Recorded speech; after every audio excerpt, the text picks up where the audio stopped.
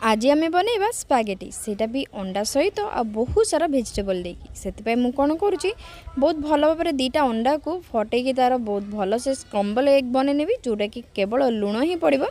अल्प किसी लुण को देकी ताको बहुत भल भाव में भुजिया टाइप बनईनवा जहाँफल आमको अंडा को एड करने को सुविधा हम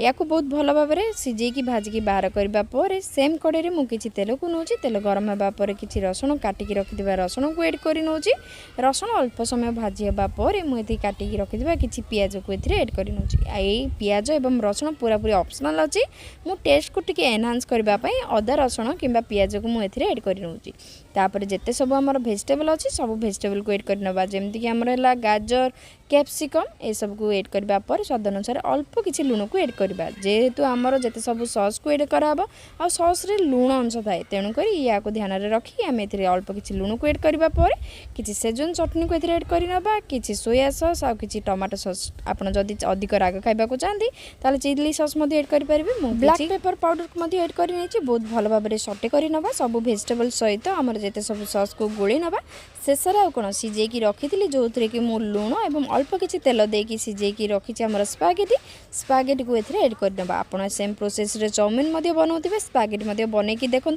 आपको बहुत ही टेस्ट लगे कहीं बहुत ही नॉर्मल फ्लेवर जदि बनइबे आम तो रही मसला खाइबा लोक मसला जदि आमको कम लगे यही सब डिश रे ताले खाई परिबानी तो यही भाव जब करेंगे ना स्पागेटी सेमती ही पिला पसंद आ बहुत ही हेल्दी वे में बनई पारे आ पिला बहुत खुशी रे खाई पारे शेष में स्क्रम्बल एग जोटा ही आम बनाई से स्क्रम्बल एग को एड कर नौची आउ कि धनिया पत्र को एड कर नौची जहाँफल फ्लेवर बहुत ही भल आसो एवं अंडार फ्लेवर जिते सब भेजिटेबल फ्लेवर बहुत ही भल आसो सबुड़ी को बहुत भल भाव गोल सारा